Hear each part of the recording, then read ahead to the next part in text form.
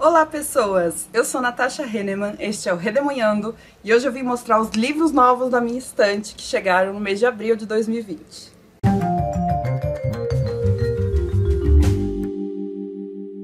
Começando por um presente lindo que eu ganhei de quem agora é uma colega minha de trabalho, professora de História, mas foi minha professora na época do ensino fundamental e foi em quem eu me inspirei para fazer a graduação em História. Eu virei professora muito por conta dela. Eu conto um pouco dessa história minha com ela em um vídeo que eu fiz aqui no canal sobre por que eu me tornei professora. E agora a gente tá trabalhando junta e ela me deu um presente que ela achou que foi a minha cara e, ai, eu fico boba, né? Porque ela é minha ídola.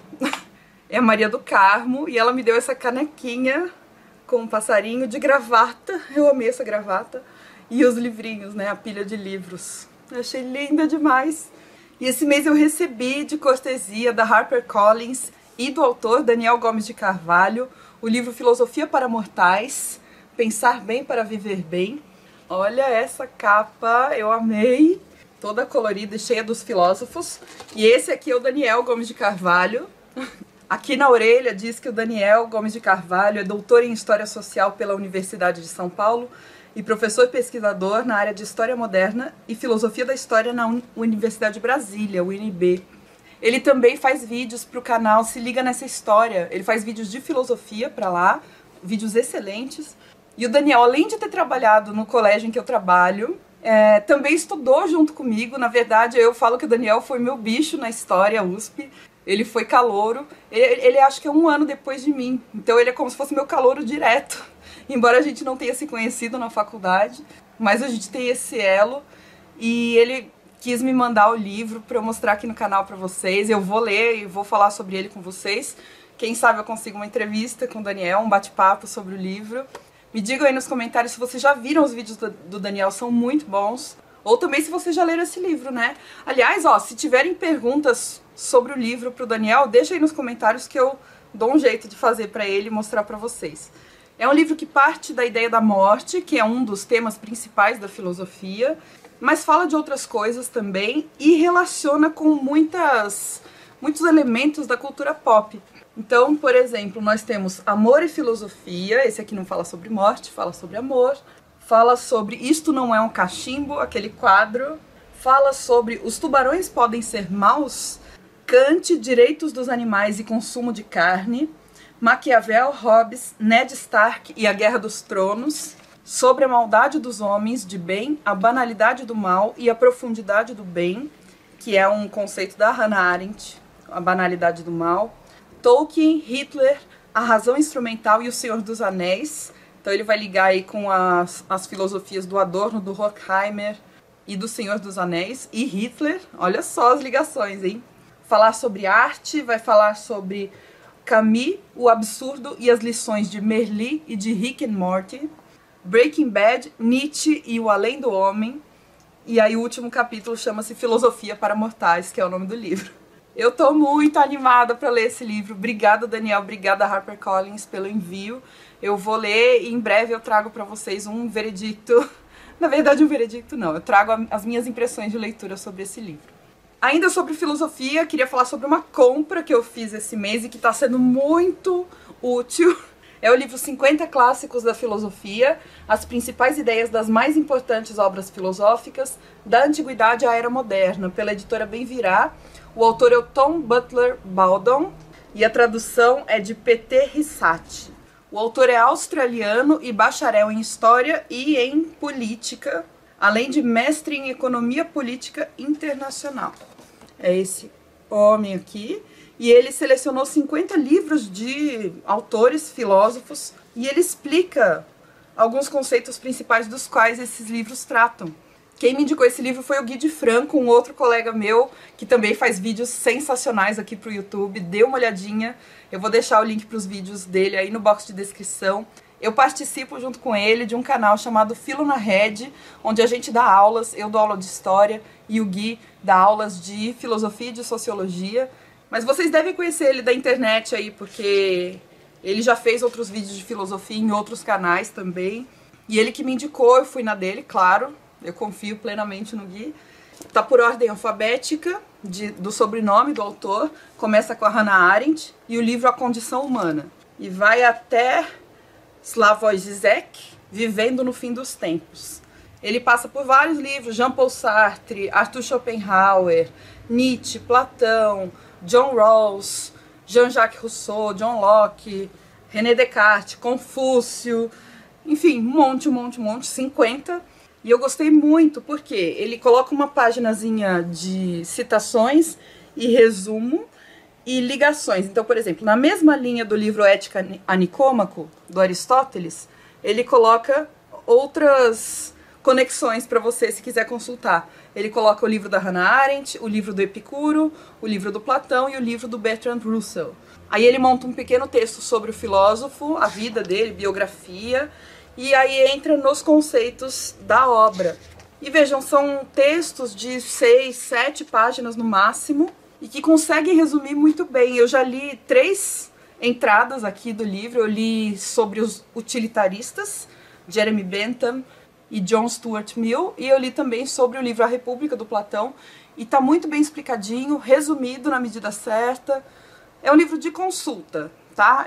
Vai ser difícil você ler de uma vez só, assim, vários livros. Mas se você quiser saber o básico sobre o que um desses livros trata, vale muito a pena ter esse na estante. Queria falar sobre os e-books que eu comprei e que eu adquiri gratuitamente durante aí o mês de abril. Eu acho que o único que eu comprei foi o livro da Larissa Siriani, chamado Uma Mensagem Não Lida. Eu comprei por R$ 1,99, é um conto, eu já comentei sobre ele lá no vídeo de leituras do mês de abril. Se você quiser saber mais, veja lá. Mas basicamente é a história de uma menina que namora há bastante tempo um cara e esse cara morre num acidente. E ela, para tentar lidar com o luto, a única maneira pela qual ela sente alívio é enviando mensagens para ele no WhatsApp. É um livro todo contado via mensagens de WhatsApp, então é um formato muito interessante. E vão acontecendo coisas ao longo dessas mensagens que ela manda. E eu vou falar para vocês agora os e-books gratuitos que eu baixei. Estavam gratuitos na época, não sei se agora que você está assistindo ainda estão. De qualquer maneira, todos os links para os e-books e para todos os livros que eu mencionar aqui no Book Haul estarão aí no box de descrição do vídeo. Esses são links para a Amazon, então se você quiser adquiri-los pela Amazon, por favor, utilize o meu link, porque comprando por esse link você não paga nada mais por isso e eu recebo uma pequena comissão pela venda. Só cuidado e verifique aí qual é o preço que tá, porque alguns podem não estar mais gratuitos, e também se você quer o formato digital ou o formato físico. Lá na hora você escolhe, tá bom? Cuidado para não escolher o errado. Eu baixei um livro que tá esgotadíssimo, chamado Genealogia da Ferocidade, Ensaio sobre Grande Sertão Veredas, de Guimarães Rosa, do autor Silviano Santiago, pela CP Editora, e faz parte do selo Suplemento Pernambuco. É um livro muito difícil de achar, um livro de análise do livro Grande Sertão Veredas. Outro que eu baixei foi o texto novo do Ailton Krenak, que foi disponibilizado gratuitamente pela Companhia das Letras. Chama-se O Amanhã Não Está à Venda. É um texto muito bom, falando sobre essa visão filosófica que o Ailton Krenak tem do ser humano enquanto parte da natureza e não como algo separado. Mas ele relaciona essa visão, que ele já tinha apresentado no outro livro dele, chamado Ideias para Adiar o Fim do Mundo, ele relaciona isso com a epidemia do coronavírus. Teve um conto que eu baixei, esse eu ainda não li, chama-se Uma Porta para o Desejo, do autor Jaime Azevedo. Ele que me avisou que estava gratuito. Esse conto reinterpreta o paradoxo do barco de Teseu, que é um paradoxo clássico da filosofia, e eu já fiquei super interessada. E eu também baixei um livro da editora Rocco, a Rocco que disponibilizou ele gratuitamente, chamado Nevermore, Os Desafios de Morrigan Crow, da Jessica Townsend. Quem me indicou esse livro foi meu grande amigo Pedoro. O Pedro mora lá na Noruega, ele já tinha falado que esse livro é muito legal. É um livro infanto-juvenil de fantasia. E, gente, foi o Pedro que me apresentou Harry Potter, então, tipo... eu preciso seguir a dica dele, sabe? E eu acho que é um tipo de livro que eu preciso de vez em quando.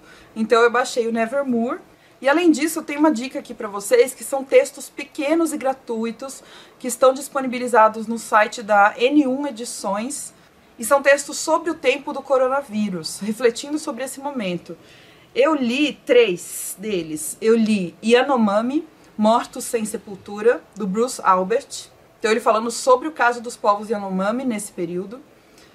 O outro chama-se O Inimigo Não É o Vírus, da Clara Barzaghi, em que ela reflete sobre o Brasil. Vou citar uma frase que tem nesse texto da Clara Barzaghi. O extermínio de parcelas da população sempre fez parte dos planos de crescimento econômico desse aclamado país do futuro. Então a reflexão dela vai muito para esse lado da necropolítica, do genocídio como fundador do Brasil. E eu li também, esse aqui eu não li inteiro, eu preciso terminar, O Direito Universal à Respiração, do Achille Mbembe, que é um filósofo camaronês, e é ele que fala muito sobre essa questão da necropolítica. Então fica a dica aí dos e-books gratuitos. Fiquem ligados nos Instagrams das editoras, que de vez em quando elas liberam. Comprei esse mês na editora Taverna, diretamente com eles, o livro Menina de Tranças, da Lilian Rocha. Já li, é um livro de poesias. Lilian Rocha é uma autora gaúcha, e são poesias ligadas à ideia de identidade, negritude, ancestralidade. E aqui tem poemas variados, que vão desde amor, né, intimidade, esses poemas mais íntimos, até poemas mais militantes. Fiz uma compra na editora Todavia. A Todavia costuma ser uma editora cara, mas teve promoção. Eles colocaram livros a 15, 20 e 30 reais, se eu não me engano. E aí mandaram marcadores, muitos marcadores. E eu comprei 4 livros nessa promoção da Todavia. Um deles chama-se República Luminosa, do Andrés Barba, tradução do Antônio Cherchenesky. Olha a sinopse. O aparecimento de 32 crianças violentas de origem desconhecida perturba e subverte completamente a vida de San Cristóbal, uma cidade tropical encravada entre a selva e o rio. 20 anos depois, uma das testemunhas dessa história revisita o trágico episódio numa crônica recheada de fatos, evidências, especulações e rumores sobre como a cidade foi forçada não apenas a reformular sua ideia de ordem e violência, mas também a lidar com a própria noção de infância. Um livro angustiante com o sopro das grandes histórias. Eu achei essa sinopse incrível. Imagina, crianças, né, que invadem uma cidade e tornam tudo muito violento. Eu acho que é uma premissa que eu nunca vi desse jeito. E o autor é um autor espanhol. Este aqui eu comprei muito por ser uma autora portuguesa, porque eu gosto muito de literatura portuguesa, mas eu leio muito mais homens. E eu quase não conheço autoras portuguesas, então esse daqui foi muito por essa curiosidade. O livro chama-se Karen, da Ana Teresa Pereira. Foi um livro vencedor do Prêmio Oceano de 2017, o que para mim é um bom sinal. E a Karen, que é a protagonista do livro, é uma mulher que tem perda de memória. Eu não sei se ela sofreu uma perda de memória por acidente, mas ela tem 25 anos de idade, não lembra nem o nome, nem que cama é aquela onde ela está deitada, nem a família dela, que está toda em volta. Então é um livro interessante, vai tratar dessa ideia de amnésia, de identidade também. Então parece um drama familiar. Comprei também esse, que eu achei que era um livro pequeno e é grande. Chama-se Tupinilândia, do Samir Machado de Machado. Olha só, um livro grande, ele tem suas 450 páginas quase. E vai se passar no Brasil na década de 1980, que é o período final da ditadura militar, início da redemocratização. Esse cenário vai servir de pano de fundo para a história aqui. Ele fala de atentados à bomba que se multiplicam pelo país, conforme setores do exército tentam frear a abertura política e o fim da ditadura, porque realmente no final houve alguns atentados à bomba, geralmente para justificar um reendurecimento do regime. E esse Tupinilândia é o nome de um parque de diversões que está sendo construído na Amazônia, e está colocado aqui na sinopse, que é o sonho desse grande industrial excêntrico que constrói o parque de diversões. É um parque construído em segredo e que pretende homenagear a cultura brasileira e celebrar os novos tempos que se aproximam. Além disso, também é uma afronta àqueles que pretendem manter o país nas sombras. E ao decorrer da história vai ter alguma coisa a ver com o regime militar também. Fiquei muito curiosa. Tem um amigo meu que gosta muito desse autor, o Dan, lá de Belém. Ele gosta muito do Samir. Espero que seja muito bom, porque a sinopse eu achei excelente. E o quarto livro que eu comprei lá na Todavia foi Mastodontes, a história da fábrica e a construção do mundo moderno, do Joshua B. Freeman, com tradução do Pedro Maia Soares. O autor, Freeman, é professor de História no Queen's College e no Graduate Center da City University of New York. Então ele é professor em Nova York e nesse livro ele vai falar sobre as indústrias, sobre como é que as fábricas se montaram. Então vai desde a invenção da fábrica, a indústria têxtil na Nova Inglaterra, exposições industriais, produção de aço, Fordismo, industrialização na União Soviética, a produção em massa na Guerra Fria, e vai falar da China e do Vietnã. Então eu acho que pode ser um panorama sobre essa história da indústria, que me interessa bastante, por ser ligado à área de história. E aí comprei na Amazon 5 livros, 4 deles na pegada aventuresca, que eu falei pra vocês lá no meu vídeo de dicas de leituras para a quarentena. Pra mim são os livros que mais estão funcionando, são livros que me fazem viajar, mesmo estando dentro de casa, fazem me sentir aventureira. Se você ainda não viu o vídeo, o link está no box de descrição e também nos cards. E o primeiro que eu comprei foi o Na Natureza Selvagem, do Jon Krakauer, pela Companhia das Letras, e traduzido pelo Pedro Maia Soares. Acabei de ler um livro desse autor, lá no vídeo de leituras do mês eu falo sobre ele. Eu li Sobre Homens e Montanhas. O Jon Krakauer é um alpinista e esse livro é um livro de ficção dele. Isso que me deixou intrigada, porque eu gostei muito da não ficção dele, do jeito que ele narra as escaladas e tudo. Mas agora eu quero ver como é que ele desenvolve personagens, que é uma coisa que eu ainda não consegui captar. Outro que eu comprei, que foi indicação do Daniel Gomes de Carvalho, aquele que escreveu o livro de filosofia para mortais, Viagens de Gulliver, do Jonathan Swift, pela editora Penguin Companhia. Este livro tem tradução de Paulo Henriques Brito, organização, introdução e notas de Robert de Maria Jr. e prefácio de George Orwell. Parece que é um livro que pode ser lido em várias camadas, em vários níveis. Eu amo quando isso acontece. Então quem quiser ler como um livro de aventura, inclusive ligado mais ao universo infantil, parece que consegue. Quem quer ler de uma maneira mais filosófica, mais reflexiva, também consegue. Um que eu tava querendo há muito tempo e que eu acho que é mais ou menos do mesmo período do Viagens de Gulliver. Deixa eu ver aqui. Aí, Viagens de Gulliver é de 1726 e esse aqui é de 1719, é bem próximo, né? É o Robinson Crusoe, do Daniel Defoe, também pela Penguin Companhia. Esse tem tradução do Sérgio Flaxman e introdução e notas de John Riquetti. Essa é a história do náufrago Robinson Crusoe, que fica isolado numa ilha por muito tempo e tem que sobreviver, e tem que se virar.